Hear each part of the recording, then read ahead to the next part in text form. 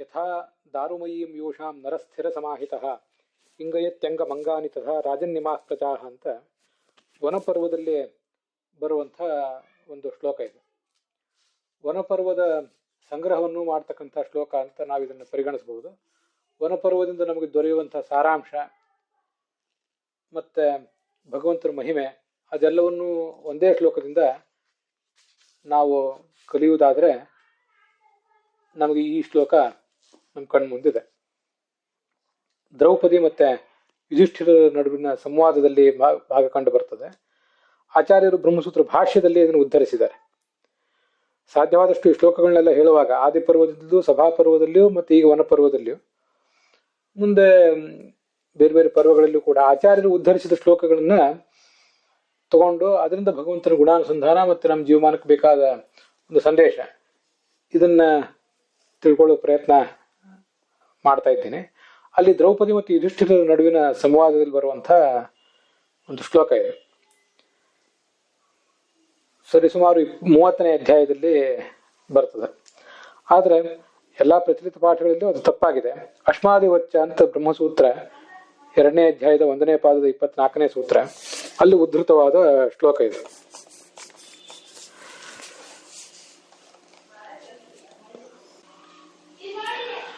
ಗೊಂಬೆ ಆಟದ ಕಲಾವಿದ ಒಬ್ಬ ತಾನು ಒಂದ್ ಕಡೆ ಸ್ಥಿರವಾಗಿ ನಿಂತಿರ್ತಾನೆ, ಅವನೇನು ಕುಣಿದಾಡೋದಿಲ್ಲ.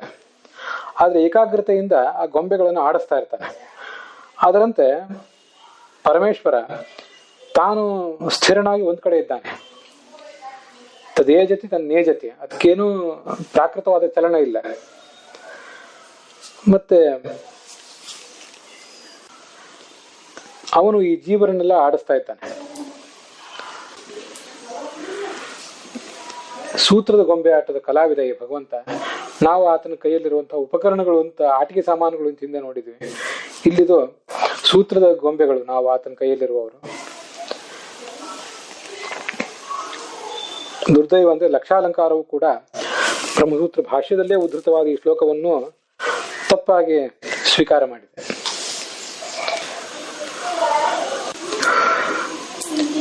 ಈ ವನಪರ್ವದಿಂದ ನಾವೆಲ್ಲ ಕಲಿಬೇಕಾದಂತಹ ಪಾಠಗಳು ಅನೇಕ ಇವೆ.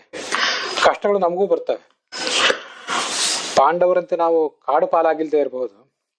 ನಾಡಿನಲ್ಲೇ ಇದ್ರೂ ಕಾಡಿನಲ್ಲೇ ಇದ್ದಂತೆ ತುಂಬಾ ಕಡು ಕಷ್ಟಕ್ಕೆ ಗುರಿಯಾಗುವಂತ ಪ್ರಸಂಗ ಬರ್ತದೆ. ಅಲ್ಲಿ ಬೃಹದಶ್ವ ಎಂಬ ಋಷಿ ಮತ್ತೆ ಯುಧಿಷ್ಠಿರರ ನಡುವಿನ ಒಂದು ಸಂವಾದ ಇದೆ. ಅಲ್ಲಿ ಯುಧಿಷ್ಠಿರ ಕೇಳ್ತಾನೆ ಆ ಋಷಿಯನ್ನ, ಅಸ್ತಿ ರಾಜ ಮಯಾ ಕಶ್ಚಿತ್ ಅಲ್ಪಭಾಗ್ಯತರೋ ಭುವಿ ಭವತಾ ದೃಷ್ಟಪೂರ್ವೋ ವಾ ಶ್ರುತಪೂರ್ವೋಪಿ ವಾ ಕ್ವಚಿತ್ ನಮತ್ತೋ ದುಃಖಿತ ತರಹ ಪುಮಾನಸ್ತಿ ಇತಿ ಮೇಮತಿ. ನನಗೆ ಇಷ್ಟು ಕಷ್ಟ ಬಂದು ಹೋಯ್ತು, ನಾನು ಧರ್ಮಾತ್ಮ ಅನ್ನುವುದೆಲ್ಲ ಸರಿ, ಅದಿಷ್ಟು ಕಷ್ಟ ಬಂದ್ಬಿಡ್ತಲ್ಲ. ನನಗಿಂತ ಹೆಚ್ಚು ಕಷ್ಟವನ್ನು ಅನುಭವಿಸಿದಂಥವ್ರು ಜಗತ್ತಿನಲ್ಲಿ ಎಲ್ಲಾದ್ರೂ ಇದ್ದಾರ?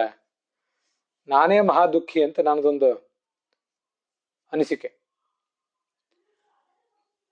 ನೀವೆಲ್ಲಾದ್ರೂ ನೋಡಿದ್ದೀರಾ? ನನಗಿಂತ ಹೆಚ್ಚು ದುಃಖ ಅನುಭವಿಸಿದ, ಕಷ್ಟ ಅನುಭವಿಸಿದ ವ್ಯಕ್ತಿಯನ್ನು ಎಲ್ಲಾರು ನೋಡಿದ್ದೀರಾ ಅಂತ ಯುಧಿಷ್ಠಿರ ಆ ಬೃಹದಶ್ವ ಮುನಿಗಳನ್ನ ಕೇಳ್ತಾನೆ. ನಮಗೂ ಎಲ್ಲ ಹೀಗೆ ಅನಿಸಿರ್ತದೆ. ಎಷ್ಟು ಕಷ್ಟ ಅನುಭವಿಸ್ತಾ ಇದ್ದೆ ನಾನಾದ್ರಿಂದ ಇದನ್ನೆಲ್ಲ ಸಹಿಸ್ಕೊಂಡೆ ಅಂತ ಅಹಂಕಾರ ಬೇರೆ. ಅಲ್ಲಿ ಜಗತ್ತಿನಲ್ಲಿ ನನಗಿಂತ ಹೆಚ್ಚು ಕಷ್ಟ ಅನುಭವಿಸಿಲ್ಲ ಯಾರು, ನಾನೇ ಬಹಳ ಕಷ್ಟ ಅನುಭವಿಸಿದ್ದೀನಿ ಅಂತ ಅದೊಂದು ಅಹಂಕಾರ. ಇದನ್ನೆಲ್ಲ ಸಹಿಸ್ಕೊಂಡು ನಾನು ಬದುಕಿದ್ದೇನೆ ಅಂತ ಅಹಂಕಾರ ಬೇರೆ. ಅದಕ್ಕೆ ಬೃಹದಶ್ವರು ಅವನಿಗೆ ಉತ್ತರ ಕೊಡ್ತಾರೆ. ನಿನಗೊಂದು ಕಥೆ ಹೇಳ್ತೇನೆ. ನಿನಗಿಂತ ಹೆಚ್ಚು ಕಷ್ಟಪಡುವಂಥ ಒಬ್ಬ ರಾಜ ಇದ್ದ, ನಳ ಅಂತ ಅವನ ಹೆಸರು.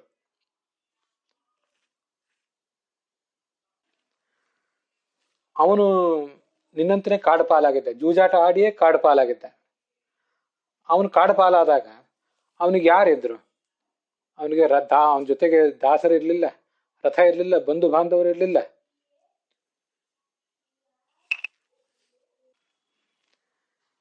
ಹೆಂಡತಿಯೂ ಆತನ ಜೊತೆಗಿರ್ಲಿಲ್ಲ. ನೀನು ದೇವತೆಗಳಂತೆ ಮಹಾಬಲಿಷ್ಠರಾದ ತಮ್ಮಂದ್ರ ಜೊತೆಗಿದ್ದೆ, ಮಹಾತ್ಮರಾದಂತಹ ಋಷಿಗಳ ಜೊತೆಗಿದ್ದೆ, ಯಾಕೆ ದುಃಖ ಪಡುತ್ತೆ ಅಂತ ಹೇಳ್ತಾರ ಅವರು. ಇದು ತುಂಬಾ ಅದ್ಭುತವಾದ ಸಂಗತಿ. ಹೆಂಡತಿ ದ್ರೌಪದಿ ನಿನ್ ಜೊತೆಗಿದ್ದಾಳೆ ಅಂತ ಅನ್ನೋದನ್ನ ಅವನು ಅಲ್ಲಿ ಹೇಳಲಿಲ್ಲ, ನಾವು ತಿಳ್ಕೊಳ್ಬೇಕು. ನಮಗೆ ಕಷ್ಟ ಬರಬಾರದಂತಲ್ಲ, ಕಷ್ಟ ಬರಲಿ, ಆ ಕಷ್ಟಗಳನ್ನು ಸಹಿಸಿಕೊಳ್ಳುವಂತ ಶಕ್ತಿ ಬರಲಿ.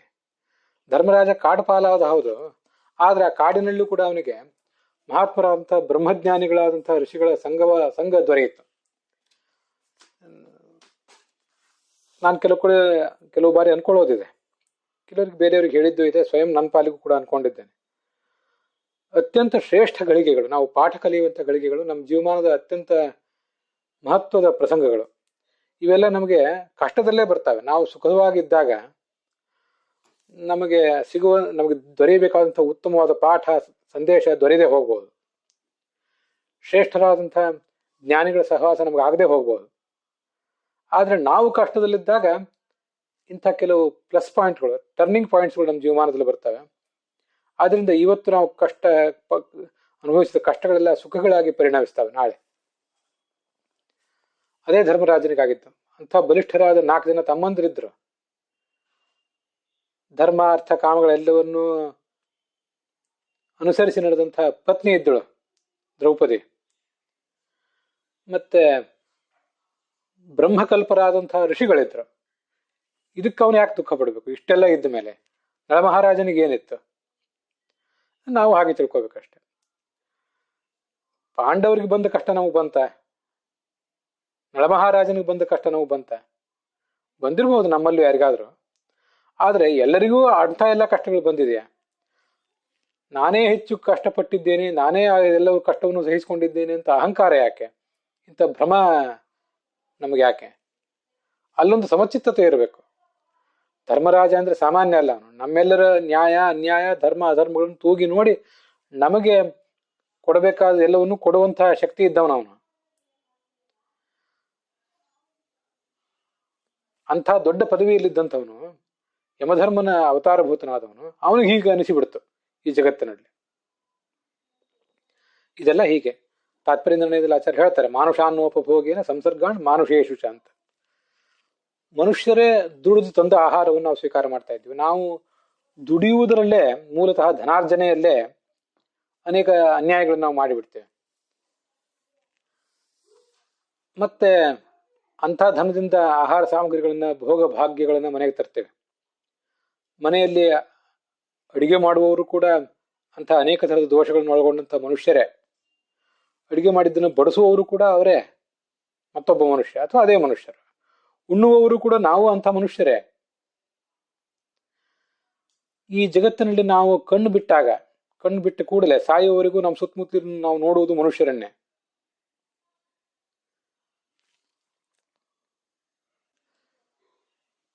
ಪ್ರತಿನಿತ್ಯ ಬೆಳಗಾಗಿ ಎದ್ದು ಕೂಡಲೇ ರಾತ್ರಿ ಮಲಗುವವರೆಗೆ ಯಾವತ್ತೂ ಮನುಷ್ಯರ ಒಡನಾಟ, ಮನುಷ್ಯರ ಅನ್ನ, ಅದನ್ನು ತಿನ್ನುವುದು ಮತ್ತು ಮನುಷ್ಯರ ಜೊತೆ ಒಡನಾಟ.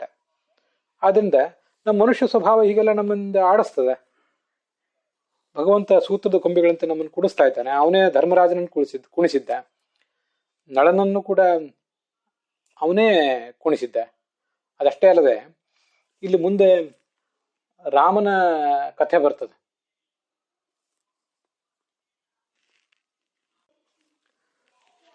ರಾಮನ ಕಥೆಯನ್ನು ಕೂಡ ಧರ್ಮರಾಜನಿಗೆ ಅವನ ಮನಸ್ಸಮಾಧಾನಕ್ಕಾಗಿ ಋಷಿಗಳು ಹೇಳ್ತಾರೆ.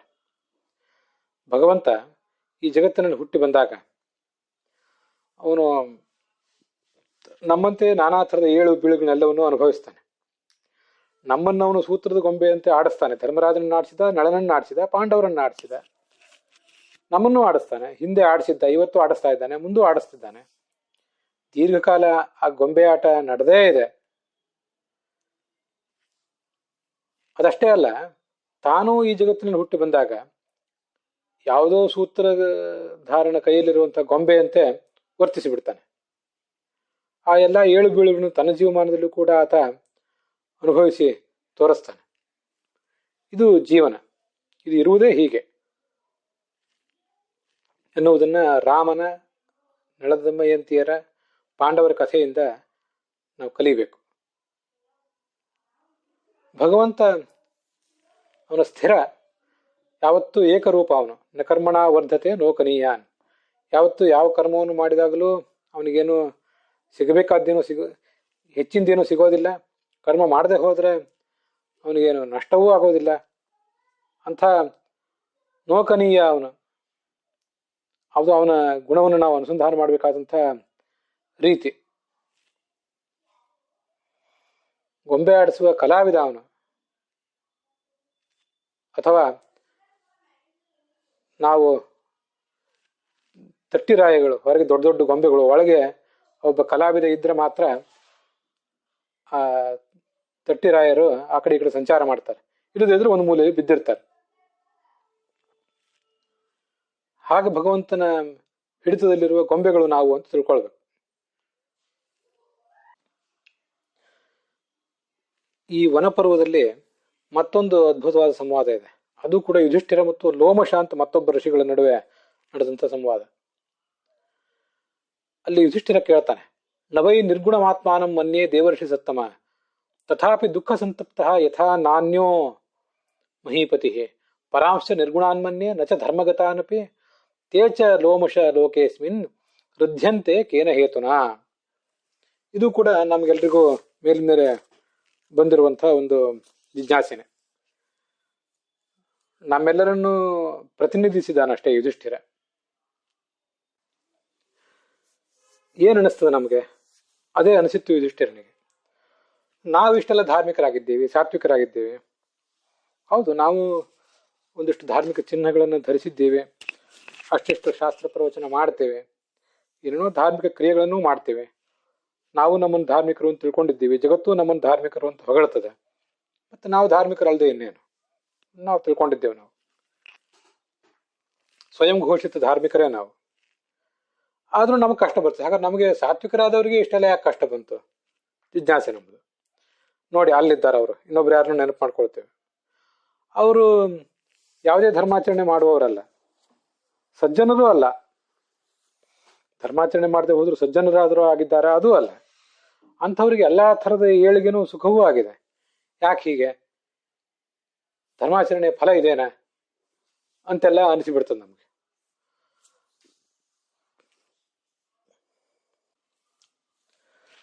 ಧರ್ಮರಾಜನಿಗೂ ಕೂಡ ಹಾಗೇ ಅನಿಸಿತ್ತು.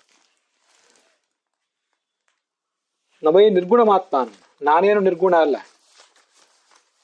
ಸದ್ಗುಣವಂತನಾಗಿಯೇ ಈ ಜಗತ್ತಿನಲ್ಲಿ ಬದುಕುವ ಪ್ರಯತ್ನ ಮಾಡಿದ್ದೇನೆ, ಧಾರ್ಮಿಕನಾಗಿಯೇ ಬದುಕುವ ಪ್ರಯತ್ನ ಮಾಡಿದ್ದೇನೆ. ತಥಾಪಿ ದುಃಖ ಸಂತಪ್ತ, ಆದ್ರೂ ನನಗೆ ಎಲ್ಲಾ ಥರದ ದುಃಖಗಳು ಬಂದು ಒದಗಿದವು. ಪರಾಂಶ ನಿರ್ಗುಣಾನ್ಮನ್ಯೆ, ಆದ್ರೆ ನಮ್ಮ ವಿರೋಧಿಗಳಾದಂತಹ ಕೌರವರು ದುರ್ಗುಣಿಗಳೇ. ನಚ ಧರ್ಮಗತಾನಪೆ, ಕೆಟ್ಟವರು ಮಾತ್ರ ಅಲ್ಲ, ಧರ್ಮದಲ್ಲಿ ಇದ್ದವರು ಅಲ್ಲ. ಕೆಲವರು ಧಾರ್ಮಿಕರಲ್ಲದೆ ಹೋದ್ರು ಕೂಡ ಸಜ್ಜನರಾದರೂ ಆಗಿರ್ತಾರೆ.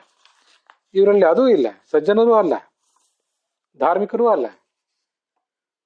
ಆದ್ರೆ ವೃದ್ಧ್ಯಂತೆ ಕೇನ ಹೇತುನ, ಅದು ಅವ್ರು ಮಾತ್ರ ಸುಖವಾಗಿದ್ದಾರಲ್ಲ, ಇದಕ್ಕೇನು ಕಾರಣ ಅಂತಾರವ್ರು.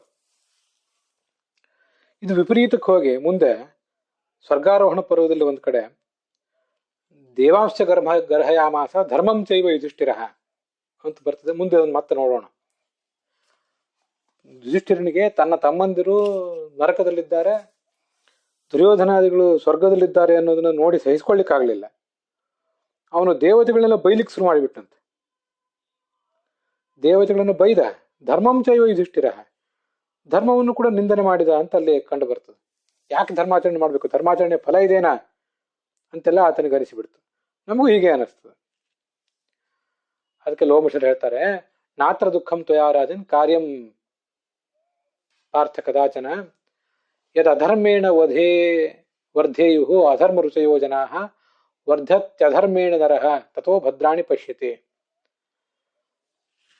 ನೀನ್ ಇದ್ರ ಬಗ್ಗೆ ಏನೂ ದುಃಖ ಮಾಡ್ಕೋಬೇಡ ಅಂತಾರೆ ಅವ್ರು. ಸಮಾಧಾನ ಹೇಳ್ತಿದ್ದಾರೆ ಋಷಿಗಳು. ಆ ಸಮಾಧಾನ, ಋಷಿಗಳು ಹೇಳಿದ ಸಮಾಧಾನವನ್ನು ನಾವು ಒಂದಿಷ್ಟು ಪಡ್ಕೊಳ್ಳೋಣ. ಕೆಲವರು ಅಧರ್ಮವನ್ನು ಮಾಡಿ ಅಭಿವೃದ್ಧಿ ಪಡೆದುದು ನಮ್ಗೆ ಕಂಡಿದೆ, ಅಧರ್ಮ ರುಚಿಗಳವರು. ಆಮೇಲೆ ತಥೋ ಭದ್ರಾಣಿ ಪಶ್ಯತೆ, ಅಧರ್ಮದಿಂದ ಸಾಕಷ್ಟು ಅವರಿಗೆ ಒಳ್ಳೇದಾಗಿದ್ದು ನಮಗೆ ಕಾಣಿಸ್ತದೆ. ಅಧಾರ್ಮಿಕರಾಗಿ ಬದುಕಿದ್ರು, ಕೆಟ್ಟವರಾಗಿ ಬದುಕಿದ್ರು ಅವರಿಗೆ ಒಳ್ಳೇದಾಗಿದೆ. ಆದರೆ ಅದರ ಫಲ ಎಂಥದ್ದು ಅಂತ ನೋಡಬೇಕು.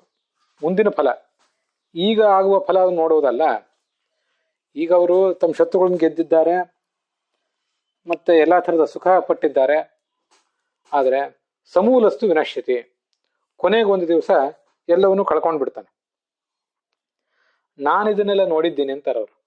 ಮಯಾಹಿ ದೃಷ್ಟ ದೈತ್ಯೇಯ ದಾನವಾಶ್ಚ ಮಹೀಪತೆ, ಅನೇಕ ದೈತ್ಯರನ್ನ ದಾನವರನ್ನು ನೋಡಿದ್ದೇನೆ, ಅಧರ್ಮ ಮಾಡಿ ಏಳಿಗೆ ಪಡೆದು ಕೊನೆಗೆ ಹಾಳಾಗಿ ಹೋಗಿದ್ದನ್ನು ನೋಡಿದ್ದೇನೆ. ದೇವತೆಗಳ ಸಾಮ್ರಾಜ್ಯದಲ್ಲಿ ಅರೋಚಯನ್ ಸುರಾಧರ್ಮಂ, ದೇವತೆಗಳು ಧರ್ಮವನ್ನು ಆಚರಿಸಿ ಮತ್ತೆ ಏಳಿಗೆಯನ್ನು ಪಡೆದದ್ದನ್ನು ನೋಡಿದ್ದೇನೆ. ಅಸುರರು ಧರ್ಮವನ್ನು ಬಿಟ್ಟದ್ದನ್ನು ನೋಡಿದ್ದೇನೆ.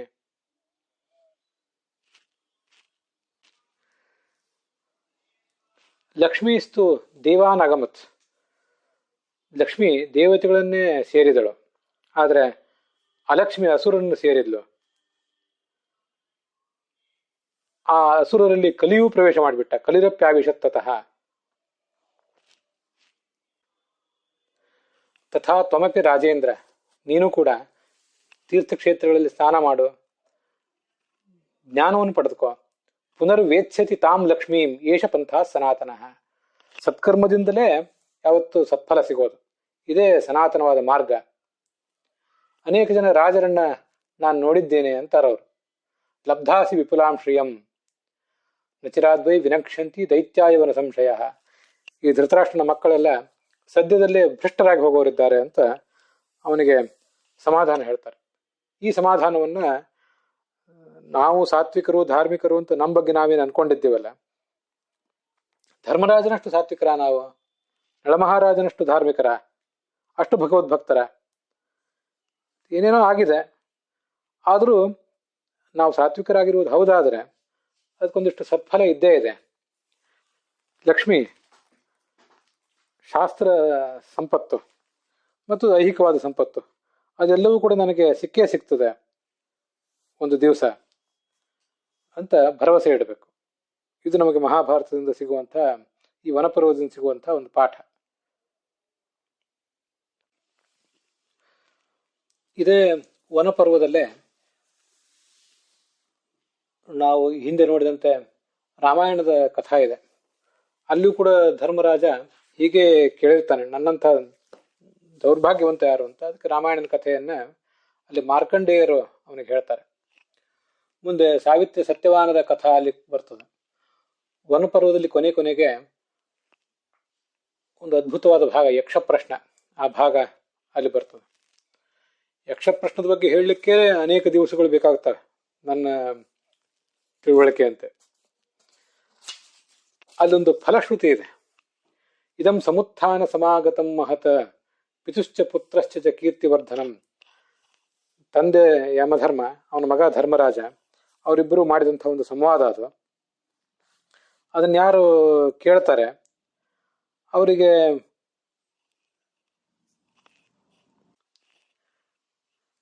ಜಿತೇಂದ್ರಿಯತ್ವ ಬರ್ತದೆ. ಸಪುತ್ರ ಪೌತ್ರ ಶತವರ್ಷ ಭಾಗ್ ಭವೇತ್, ಪತ್ನಿ ಪುತ್ರ ಸಮೇತನಾಗಿ 100 ವರ್ಷ ಕಾಲ ಆತ ಸುಖವಾಗಿ ಬದುಕ್ತಾನೆ. ನಚಾಪ್ಯಧರ್ಮೇ ನ ಸುಹೃದ್ವಿಭೇದನೆ, ಎಂದು ಅಧರ್ಮದ ಕಡೆಗೆ ಆತನ ಮನಸ್ಸು ಹೋಗೋದಿಲ್ಲ. ಮಿತ್ರರಲ್ಲಿ ಪರಸ್ಪರ ಭೇದ ತಂದಿಟ್ಟು, ಭಿನ್ನಾಭಿಪ್ರಾಯ ತಂದಿಟ್ಟು ಅವರನ್ನ ಹಾಳು ಮಾಡುವಂಥ ಬುದ್ಧಿ ಅವನಿಗೆ ಬರೋದಿಲ್ಲ. ಪರಸ್ಪಹಾರೆ, ಇನ್ನೊಬ್ಬರ ಸಂಪತ್ತನ್ನು ಅಪಹರಿಸುವ ದುರ್ಬುದ್ಧಿ ಅವನಿಗೆ ಬರೋದಿಲ್ಲ. ಮುಖ್ಯವಾಗಿ ಪರದಾರಮರ್ಶನೆ, ಪರಸ್ತ್ರೀ ಸಂಪರ್ಕ ಮಾಡುವಂಥ ದುರ್ಬುದ್ಧಿ ಆತನಿಗೆ ಬರೋದಿಲ್ಲ.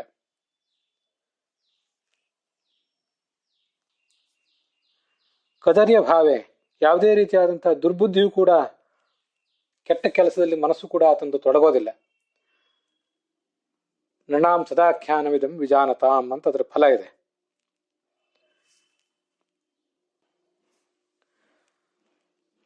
ಇದೇ ಭಾರತದ ವನಪರ್ವದಲ್ಲಿ ಬರುವಂಥ ಕೆಲವು ಮಾತುಗಳು.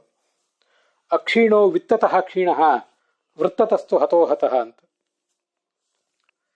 If money is last nothing is last, but if character is last everything is last ಅಂತ ನಾವು ಇಂಗ್ಲೀಷ್ನಲ್ಲಿ ಕೇಳಿರ್ತೀವಿ. ದುಡ್ಡು ಹೋದ್ರೆ ಏನೂ ಹೋದಂತೆಯೇ ಅಲ್ಲ, ಮತ್ತು ಗಳಿಸಬಹುದು. ದುಡ್ಡನ್ನು ಕಳ್ಕೊಂಡವನು ಅಕ್ಷೀಣ, ಅವನು ಕ್ಷೀಣನೇ ಅಲ್ಲ. ವೃತ್ತತಸ್ತು ಹತೋಹತಃ ಅಂತ. ಯಾರು ವೃತ್ತವನ್ನು ಕಳ್ಕೊಂಡಿದ್ದಾನೆ ಅವನು ಪೂರ್ಣ ನಷ್ಟ ಆದಂತೆ. ವೃತ್ತದ ಮಹತ್ವ ಅಷ್ಟಿದೆ. ಹಿಂದೆ ಸಭಾಪರ್ವದಲ್ಲಿ ಒಂದು ಮಾತಿದೆ, ಅದನ್ನು ನಾವಿಲ್ಲಿ ನೆನಪು ಮಾಡ್ಕೊಳ್ಬೇಕು. ಶೀಲವೃತ್ತ ಫಲಂ ಶ್ರುತಂ ಅಂತ. ನಾವು ಇಷ್ಟೆಲ್ಲ ಶ್ರವಣ ಮಾಡ್ತೀವಲ್ಲ, ಶ್ರವಣ, ಪ್ರವಚನ, ಧ್ಯಾನ ಇತ್ಯಾದಿಗಳೆಲ್ಲ ಮಾಡ್ತೀವಿ, ಇನ್ನೊಬ್ರಿಗೆ ಮಾಡಬೇಕು ಅಂತ ಹೇಳ್ತೀವಿ. ಅದೆಲ್ಲದರ ಫಲ ಏನು ಅಂದ್ರೆ ಶೀಲ ವೃತ್ತ ಫಲಂ. ಶೀಲ ಅಂದ್ರೆ ಅಂತರಂಗದ ಶುದ್ಧಿ, ವೃತ್ತ ಅಂದ್ರೆ ಬಹಿರಂಗದ ಶುದ್ಧಿ. ಅವೆರಡನ್ನು ಕೂಡ ಶುದ್ಧವಾಗಿ ಇಟ್ಕೊಳ್ಳುವುದು. ಅಂತರಂಗದಲ್ಲೂ ಬಹಿರಂಗದಲ್ಲಿಯೂ ಶೀಲವಂತನಾಗಿರುವುದು ಶಾಸ್ತ್ರದ ಶ್ರವಣದ ಉದ್ದೇಶ. ಶಾಸ್ತ್ರ ಶ್ರವಣ ಮಾಡಿಯೂ ಕೂಡ ಅಂತರಂಗ ಬಹಿರಂಗ ಶುದ್ಧಿ ನಮಗಿಲ್ಲದೆ ಹೋದ್ರೆ ನಾವು ಶಾಸ್ತ್ರ ಶ್ರವಣ ಮಾಡಿದ್ದು ವ್ಯರ್ಥ ಆಗ್ತದೆ, ವ್ಯಕ್ತಿತ್ವ ವಿಕಸಿತ ಆಗೋದಿಲ್ಲ ಅಂತ ತಿಳ್ಕೊಳ್ಬೇಕು. ಆ ಯಕ್ಷ ಪ್ರಶ್ನದಲ್ಲಿ ಬರುವ ಮಾತು. ಸ್ನಾನ ಅಂದ್ರೆ ಏನು ಅಂತ ಕೇಳ್ತಾನೆ ಯಕ್ಷ. ಅದಕ್ಕೆ ಯುಧಿಷ್ಠಿರ ಹೇಳ್ತಾನೆ, ಮನೋಮಲತ್ಯಾಗ. ಕೇವಲ ಹೊರಗಿನ ಕೊಳೆಯನ್ನು ಕಳ್ಕೊಳ್ಳೋದು ಮಾತ್ರ ಅಲ್ಲ, ಮನಸ್ಸಿನ ಮಲವನ್ನ ಕಳ್ಕೊಳ್ಳುವುದು ಸ್ನಾನದ ಉದ್ದೇಶ. ಇದು ಸ್ನಾನ ಅಂದ್ರೆ ನೀರಿನಿಂದ ಮಾಡುವ ಸ್ನಾನವೂ ಆಯಿತು, ತತ್ವಜ್ಞಾನದಲ್ಲಿ ನಾವು ಮುಳುಗಿ ಹೇಳುವುದೇನಿದೆ ಆ ಸ್ನಾನದ ಉದ್ದೇಶವೂ ಕೂಡ ಇದೆ. ಮನಸ್ಸಿನ ಮಲವನ್ನು ಕಳ್ಕೊಳ್ಳುವುದೇ ಆಗಿದೆ. ಅಲ್ಲಿಗೆ ಈ ವನಪರ್ವದ ಕಥಾ ಸಮಾಪ್ತವಾಗಿತ್ತು. ಸತ್ಯಧ್ಯಾನ ಸ್ವಾಮಿಗಳು ಶಿಷ್ಯರಾದಂಥ ಮತ್ತೆ ನಮ್ಮ ಪರಮ ಗುರುಗಳಾದಂಥ ವಿದ್ಯಾಮಾನಿ ತೀರ್ಥರಿಗೆ ಈ ಭಾಗ ಅರ್ಪಿತವಾಗಿತ್ತು. ಅಲ್ಲಿಗೆ ಈ ಸಾರಾಂಶದ ಶ್ರವಣದ ಭಾಗವೂ ಕೂಡ ಸಮಾಪ್ತವಾಗಿದೆ.